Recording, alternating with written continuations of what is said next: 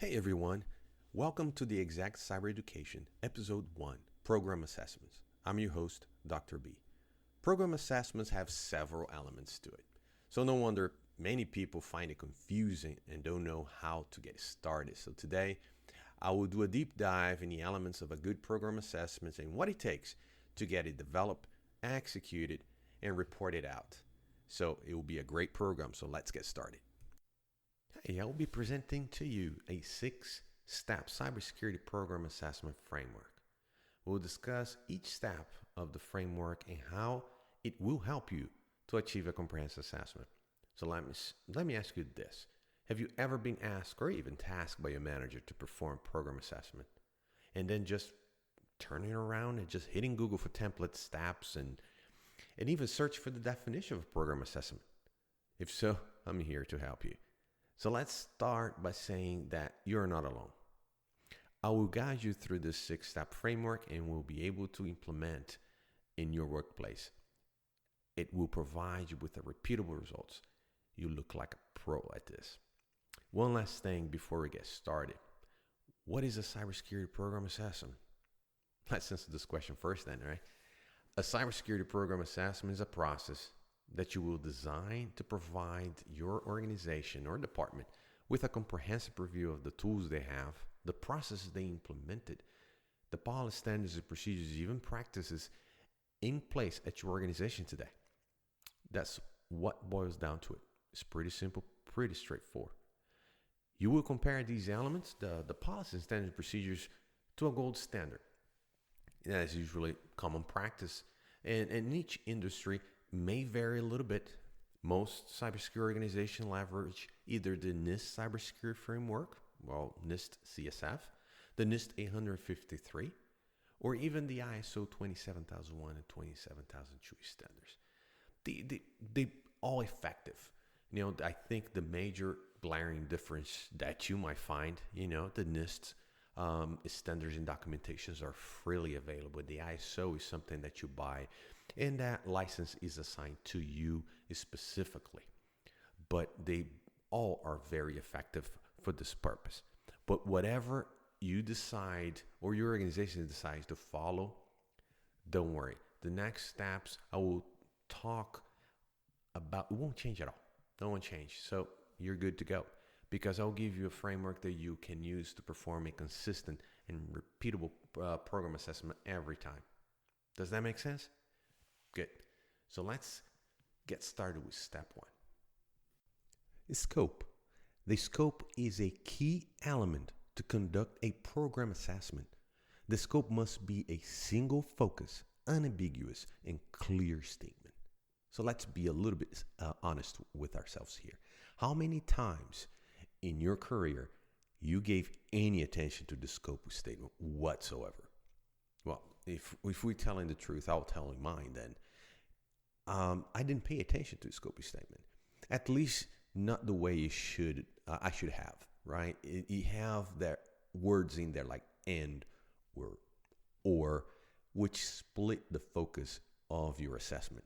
Now you have a fork in the road that you're going to have to pursue, either this way or that way, or I have to pursue both.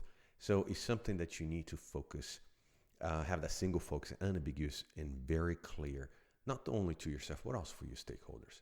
So usually it is something that you put together because you need to tell your stakeholders what are you trying to do. But there's a lot more to a scope statement than you need to know.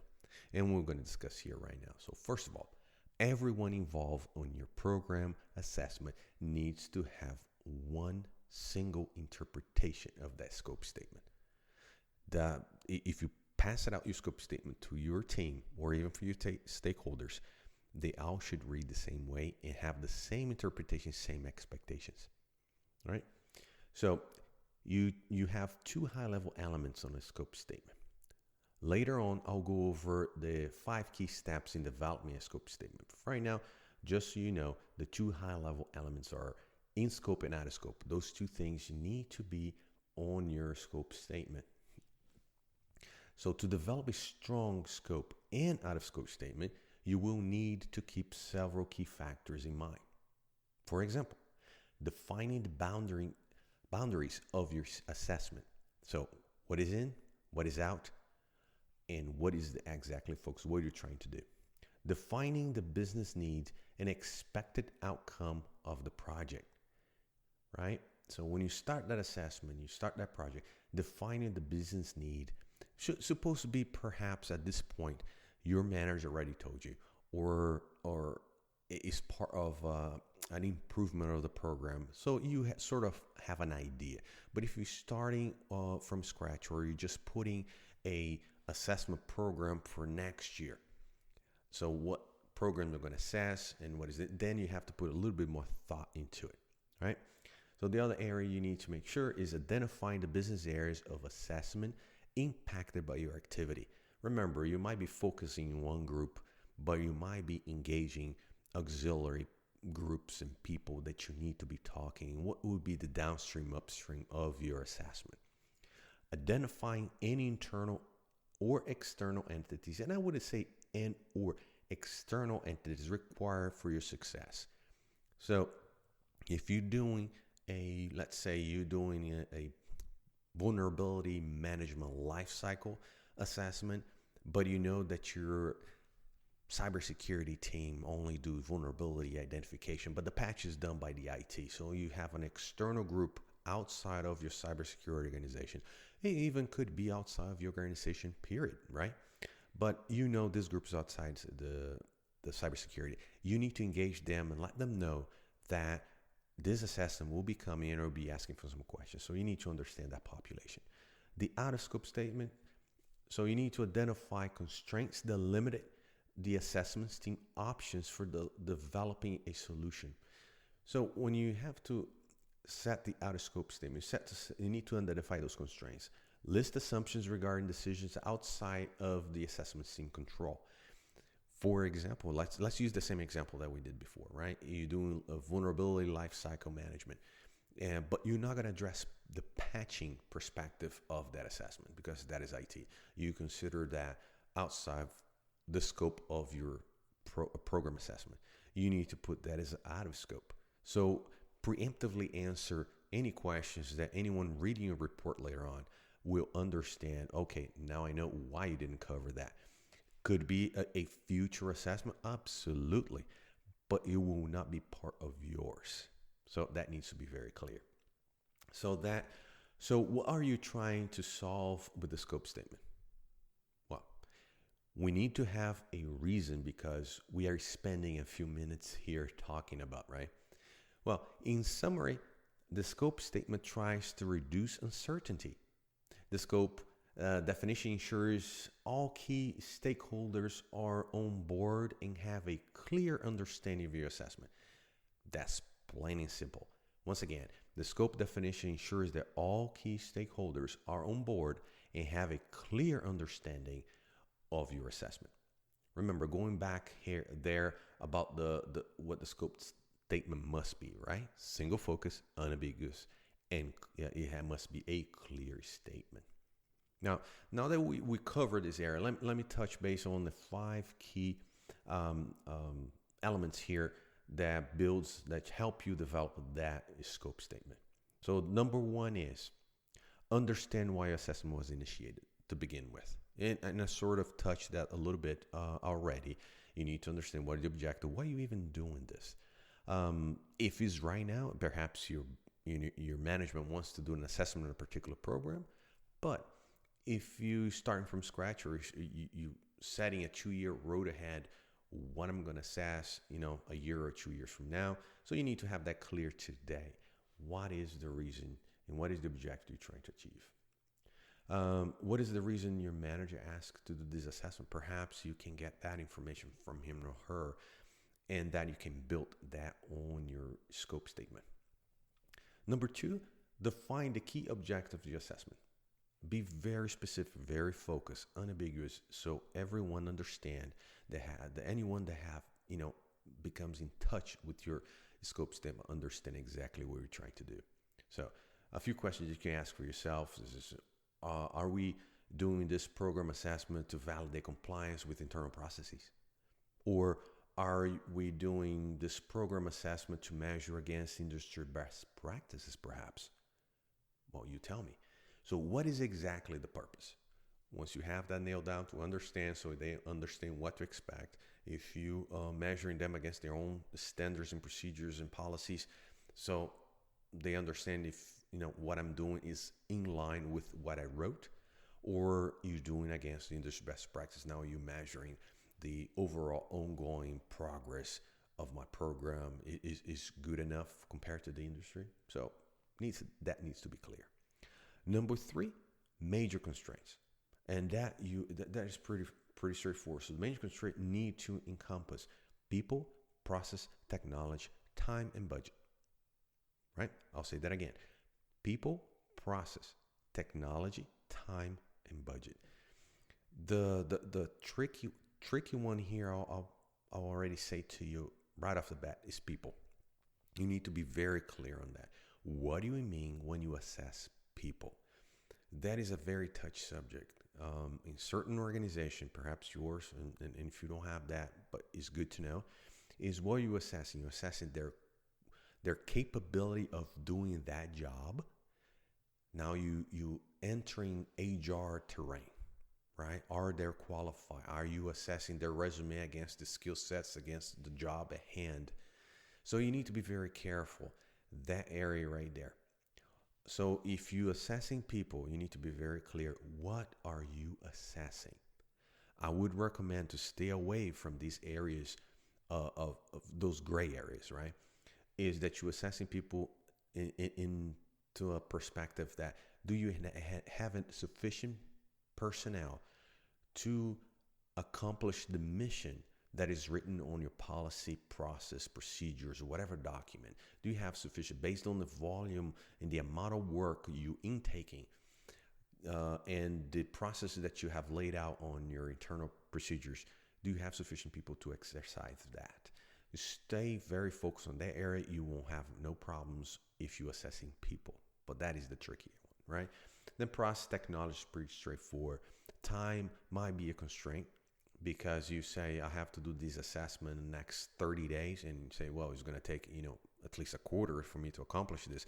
You need to be very clear that your assessment might not be very thorough or complete if you only have 30 days. It's hard to get a meeting on the calendar. It's hard, people on vacation and whatnot. So you need to be very clear what time is a constraint. And budget usually, is not a constraint, but certain organizations that are cost center basic, so they want that WBS number, right? I want to charge time to it. What is the budget you have for this process? Usually a program assessment sort of is base load. It's something that you do on a day-to-day for you, but not for the other organization. Let's say you cross boundary from cybersecurity to IT, or to cross to finance, or cross to any other department. They need to use that personnel to help you on your assessment. So they might be looking for a number to charge that work to. So make sure, if that's the case, make sure you identify that as a constraint, that are a limitation on your project. All right. So number 4, list scope of exclusion. That's your out of scope. So questions that you ask here is, what systems are out of scope? What process are out of scope? What people you won't interview? And are you assessing people? If so, what you won't be assessing? That's what I just discussed with you. Remember, focus on the work, the amount of work, and why not stay away from skills, capabilities, because you'll be crossing that HR area. You don't want to be there or provide any opinion whatsoever, because most of this, you'll be interviewing people that are not under your leadership or on your team or whatnot. So it's very sensitive. And number 5, the most forgotten one, is obtaining a sign-off. That's not a sign-off from your boss only, but from every stakeholder that for that program assessment that you're doing. It is very important, because if you ask for that sign-off, first of all, the right off the bat, you have the buy-in, right?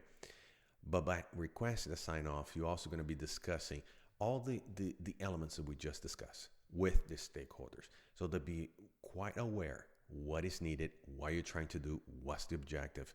If they have the opportunity to massage a little bit, to customize and provide input on your scope statement development. So they have some ownership as well. So they feel engaged. At the end of the day, you will win, they will win. So request and obtain those sign-offs. It can be something as informal as shooting an email and as formal as creating a form, a document, and requesting a signature. Whatever your organization feels most comfortable with.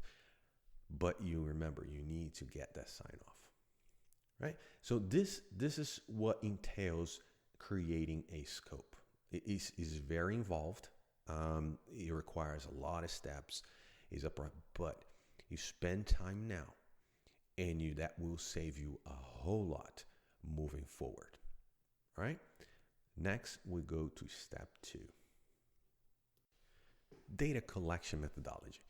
As if you picked up a little bit here, I'm throwing some scientific method here to reinforce your program assessment. So you look good, and the program is strengthened by a scientific method, right? So if you're doing, and here is the area that you're going to document for your assessment, that you're doing qualitative, you're doing quantitative, or you're doing a little bit of both, like a mixed method approach. If you're doing qualitative, right, you need to design that test. You need to develop that questionnaire. That questionnaire needs to be based on some industry accepted standard that reinforces what you're asking. Usually in cybersecurity, we do the NIST cybersecurity framework, NIST 853, ISO 27001 and 2, and so forth. So you need to be based on that. So that takes pressure out of you. So if manager said, so where you got this question from? He said, well, I thought it was good. Well, that's a weak stand. So you need to say, well, based on this NIST cybersecurity framework, right? This is where they ask it. This is what they need to know. So, and if you any other specialized industry, if you're energy, the NERCSIP, if you in healthcare, the HIPAA, if you in retail, the PCI, just make sure that you use those standards to leverage in creating those questionnaire, right? The other very important, and I cannot stress this enough, is piloting your questionnaire. Make sure you pilot. Select the population, select some key players, and send those questions to them. Along those questions, send the scope, and I'll explain why. Well, first, you need to make sure the questions are open-ended. You'll be interviewing. You don't want a yes or no answer. You need to collect information. Remember, this is qualitative. You need to let your interviewee speak, and you're going to be listening. And these are active listening, right? You collect that information. The other factor you want to pilot this is that you want to make sure is unambiguous, that if you interview 5 different people, all separately, all 5 people will understand the same way and give you the similar answers that you expect. Otherwise, you will suffer later on. For example, on a data analysis, and we'll get there, but you're going to do some data analysis, and you're going to find out this question was answered by 5 different people in 5 different days, and they understood slightly different. So the questions will be very hard to analyze. That is what the pilot team will do for you. And the third and last thing that you want the pilot team to provide you feedback is when you send that scope statement, to make sure that not only reading those questions to open or close statement or whatnot, but also is the answer driving towards your objective on your scope. You have an objective on that scope. What are you trying to do? What are you trying to accomplish? Is the answers of these questions that you developed going towards the objective? That is the feedback that you want. So pilot the questionnaire is very, very important. Next, who's your target population? Who are your stakeholders? You need to know. You need to document that part of the methodology. Who you're going to be interviewing. What is the population? The other one is who you won't reach out to and why. The example we used before, vulnerability lifecycle management, for example. Let's say you decide not to interview IT and patching was part of your audit scope statement. Well, take that note. Note it down on your methodology. Those are the people you will not be reaching out to. So you see this building up and how this builds upon each other. Well, the next area you'll say how the data will be collected, stored, and processed. If you're in a regulatory environment, that is very important, mainly how you're going to store that, because there's certain standards, certain regulatory standards that have very specific security requirements on them. So you need to make sure that is documented, how you're going to collect. If it's a qualitative, probably going to be interviews and probably going to be on a spreadsheet, a questionnaire, and you're collecting those answers. Or if it was a quantitative, you're going to pull those reports out of the tools, where you're going to put them. And then make sure that all your interviewers are familiar with the questions and note-taking process. Remember, here's the con on qualitative, is that it is good as your interviewer's experience. Because you're going to ask those questions, because this is a semi-structured interview, right? You're going to have those 10, 15 questions that you're going to ask. But also what you're going to hear on the interview, that's what I mentioned, active listening, is that you're going to hear some hints that is going left or some hints that are going right? And then your interview should be experienced enough to say, well, wait a minute, you mentioned this previously. Can you expand a little bit more on that? And that's when you do your annotations. You said the question was answered here, but it also was observed X, Y, and Z. That is the experience of your interviewer that counts a lot. So not only that, so you need to be very, concise, those questions, unambiguous, and having that focus your interviews. So that's the con with qualitative, but you can go around that by training your team. If you're going quantitative, so usually see more on the effectiveness test and audit. Internal audits like to do that, provide me evidence this, and do the test themselves. And what tests will be performing? If you're doing vulnerability scanning, are you doing the vulnerability scanning? Do you have an account on that application that you're going to select some system, schedule a scan, and scan yourself? So that's more of a quantitative. You have those numbers for you. Is your stakeholders doing a test for you and you're getting the results and you're doing the number crunching on that, or once again, you're doing yourselves? So that needs to be annotated there on your methodology. That needs to be very clear. And last is if you're doing that mixed method, a little bit both, right? Define what parts of your assessment will be qualitative or interview-based, and what parts will be quantitative, is that task-driven. So it's very clear what you're going to do for one versus the other, right? So that concludes the data collection methodology. Next we're going to discuss is data collection. Yes, data collection. Now the fun begins. We did all the prep work. We did our due diligence. We document, we create our scope, we create a methodology. Now let's get to work.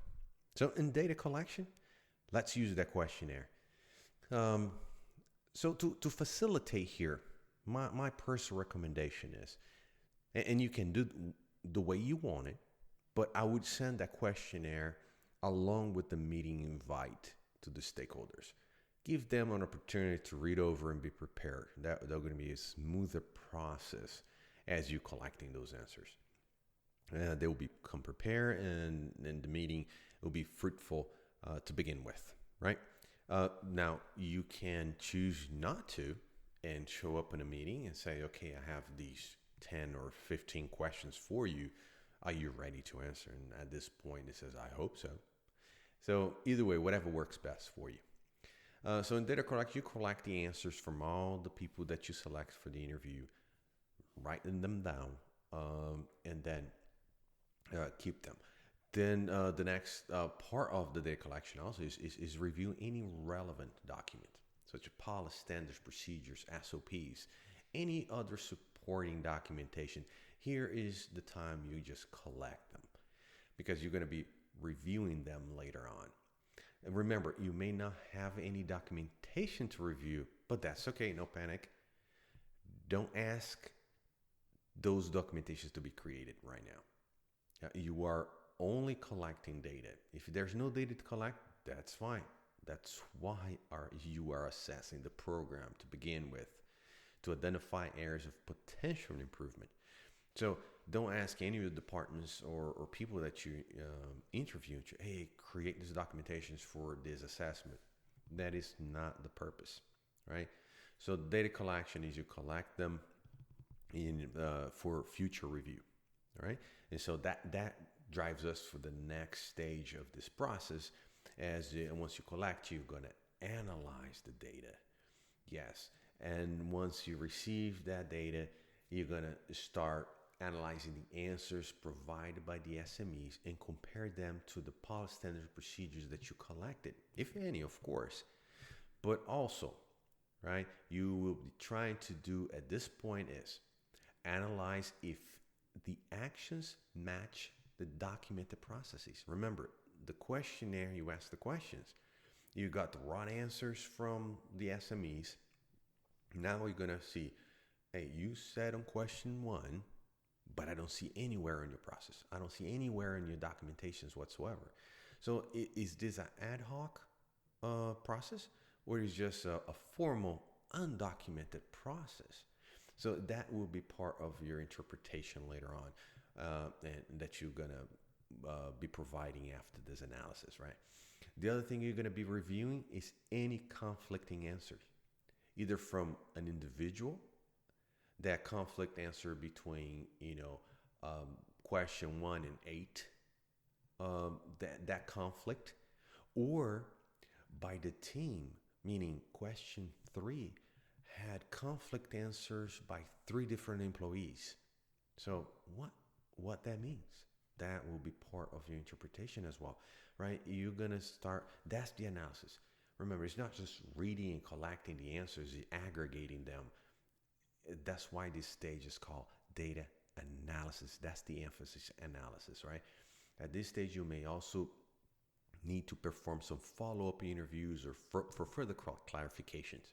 So in that is perfectly fine, right? And when you read there or some statements not very clear, and for example, that question 3 that had 3 different conflicting answers, perhaps you need to reach out and says, is this what you're really meant to say when you provide this answer? And you separate, and then you try to see if it was a confusion or is really true, in that you can do these follow-ups, right?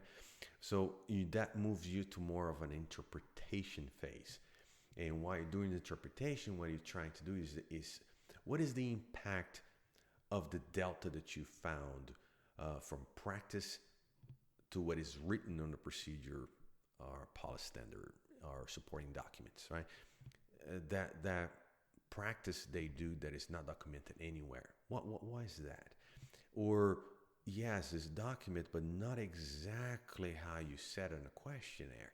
So what is the impact, if any, right?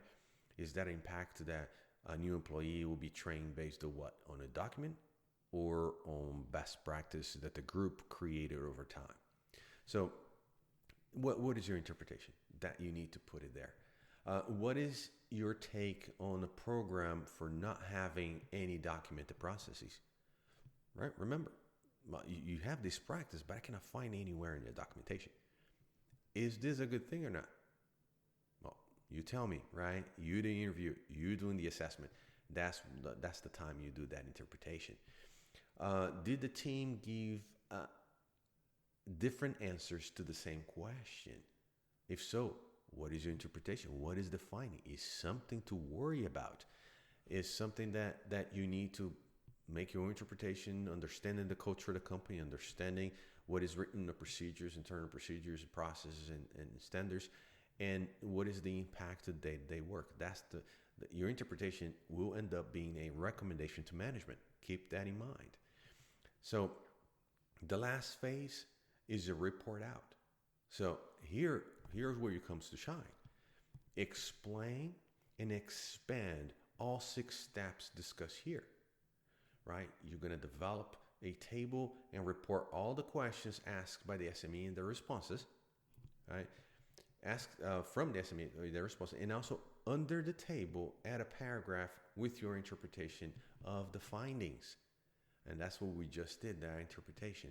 So this way, you're going to have a table with the question and the answers of your, 3, 4, 5, how many people that you interview. You put it there, and then underneath, you're going to explain that interpretation of those findings. Recommendation on how to fix it should be another section on a report. So anything that you found a delta, anything that you found worrisome, you're going to provide, or weaknesses, right? You're going to provide a recommendation. What is your recommendation to fix that? Now, here's very important: is not what you think, right? That's pretty easy. Hey, you don't have documentation, or this step could be better doing this. That's what you think. But remember, in the beginning, you're going to leverage those questions against NIST cybersecurity framework, the NIST 153, and so on and so forth. Make sure your recommendation aligns with those. NIST cybersecurity framework said and established the gold standards by doing X, Y, and Z. So that is your recommendation, should be based on that. Remember, take the pressure off your shoulders. The last section should be your conclusion. So based on that, what is your honest conclusion of the program that you just finished assessing? If you provide 15 recommendations, for example, conclusion is that out of this 15, the top 5 are must to have a huge impact on the way the program is run. Right? So something similar to that effect. The thing that you can do here now next is depending on your organization. It could be adding to the appendix or keeping separate. But what you need to do is all the assessment artifacts need to be saved for review or retest later on. And depending on your organization appetite for detail, can be added to an appendix to the report, or you just keep it saved where you saved your questionnaire originally. For later on, if somebody wants to retest or ask more specific questions that you have forgotten, you can go back to those artifacts and pick up that from. All right? So this is it. This is a program assessment. This is how you do it from A to Z. If you have any questions, please leave on the show notes. I'll answer them. And also at the go on the show notes, you will have a link to a cheat sheet of how this process goes. So you might have taken notes throughout, but don't worry. I'll leave you a cheat sheet on my website. So I'll leave the link on the show notes so you can go and get it, download it, enjoy. I hope you have a great program assessment based in here. I hope it help you strengthen this. If you have any feedback, once again, just leave it in the show notes. I appreciate that. This is to help you be a better professional, help you make sure the program assessment that you do is a great success. Thank you. This is Dr. B. I'm out.